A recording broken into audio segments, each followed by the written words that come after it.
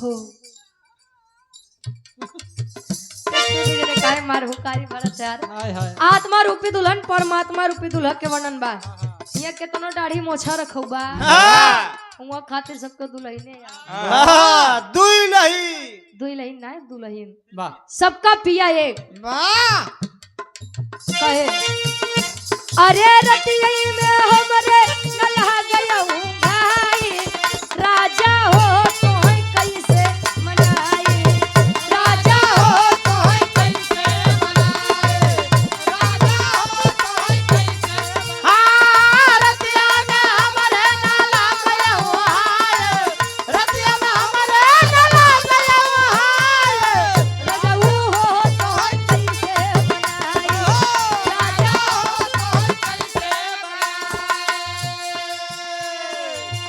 कहे राजा हो तो कैसे मनाई दुलही कहे बितबल पनवा तया है गए जवानी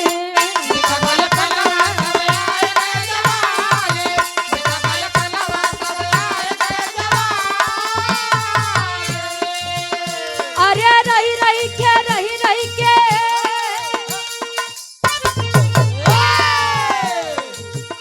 अरे रही के सजिया पे हम अंगड़ाई रही के सजिया पे हम अंगड़ाई राजा हो तो कैसे मनाई राजा हो तो कैसे मनाई राजा हो तो कैसे हां रही के सजिया पे हम अंगड़ाई रही के सजिया पे हम अंगड़ाई राजा हो तो कैसे राजा हो तो दारू राजा हो तो कैसे मनाई मतलब दुनिया के मेरा सोचो हमार दुल्हन नशा पताई से दूर रहा है तार वाली पूछा था का यार हम पीबे नहीं के पूछे का राम खिलावन यादव जी भनईपुर से हमारे पूछे बाबू जी पुनः इस भाव का सम्मान करते हुए 20 रुपए देकर सम्मान किए राम निहोर यादव जी बनवीरपुर की पावन सरजमी से 100 रुपए हाँ बनवीर आशीर्वाद के चारे कि हम बच्चे अपनी कला में कामयाब रहे। एक स्वर में सबके नमस्ते प्रणाम स्वीकार हो कहे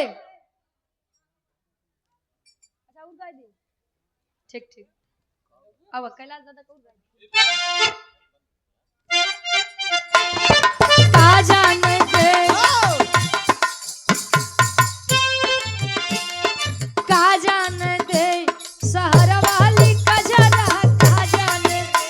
शहर वाले कजरा का जाने दे शहर वाले कजरा का जाने दे शहर वाली कजरा पहले जब दिवाली आवे आवाजो भी करत थी जे पुरनिया काकी दाई लोग बाटे काजल कच्चा कोसा में का पारत रही जब पारे और कई आँखी में लगावे कहाँ बेसी शुद्ध कुछ है ये नहीं बा लेकिन जब से लैक्मी वाला काजल आई है 24 घंटा निखार देत बा तब से देखा था अंदर चली जाती पूरा दिवाली के दिन काकी माई लोग कहते बेटवा लगाई ले लल्ला लगाई ले नहीं गले जन्म में छुछुन्नर हो अरे वाह बाबू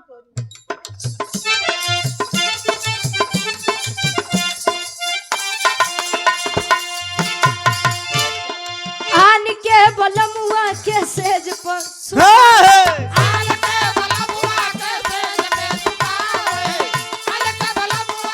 सेज पे मुतावे सुतावे यार सुतावे कौन गलत कहा आन के लड़का माने जाना था बोला जैसे तू है हाँ। चाची है हां लल्ला जो ना है इनका लड़का 3 साल के बाद छोटा वाला छोट सा बा 3 साल के बाद बड़ा प्यारा गदेला बा तो चाची अबे जानता लल्लक बड़ी सेवा करत थी और जब वह बड़ा होई बढ़िया से लड़की देख के अपने बेटवा की शादी करवा चाची खातिर तो उनका लड़का रही लेकिन वो लड़की खातिर बन जाए बल्लम वाह फरसा बल्लम फरसा नहीं यार बलम परमेश्वर एकर मतलब बा वाह ये आन के बोलो मतलब आपन लड़किया माँ कहे माँ छोड़ गया तो बिस्तरा गिरा कर सू कर देता है। गाजीपुर की पावन धरती से हमारे गार्जियन जी शहीदी धरती गाजीपुर राम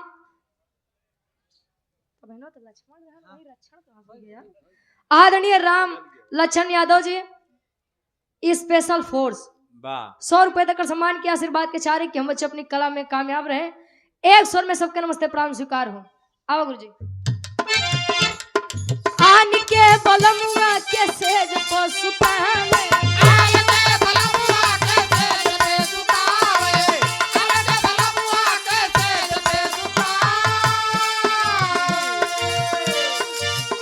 अरे अपने बलम के अरे अपने बलम के बिछा दे गोनरा अरे अपने बलम के बिछा दे गोनरा का जाने दे शहर वाली कजरा का जाने दे शहर वाले कजरा का जाने दे शहर वाले कजरा का जाने शहर वाली कजरा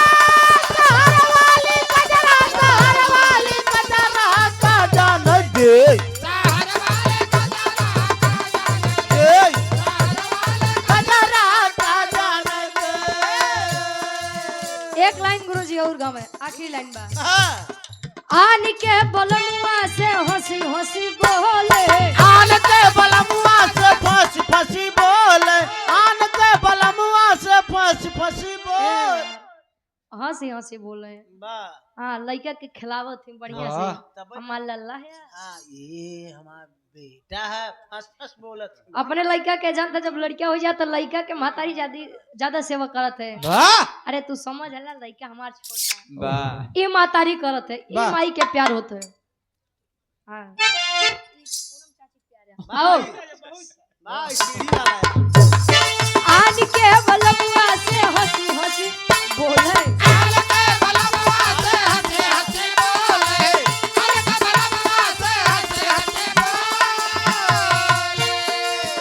अरे अपने बलम के अरे अपने बलम के देखा जी नखरा अरे अपने बलम के देखा जी नखरा का जाने दे शहर वाली कजरा का जाने दे शहर वाले कजरा का जाने शहर वाली कजरा शहर वाली कजरा शहर वाली कजरा का जाने दे शहर वाले कजरा का जान दे शहर वाले कजरा का जाने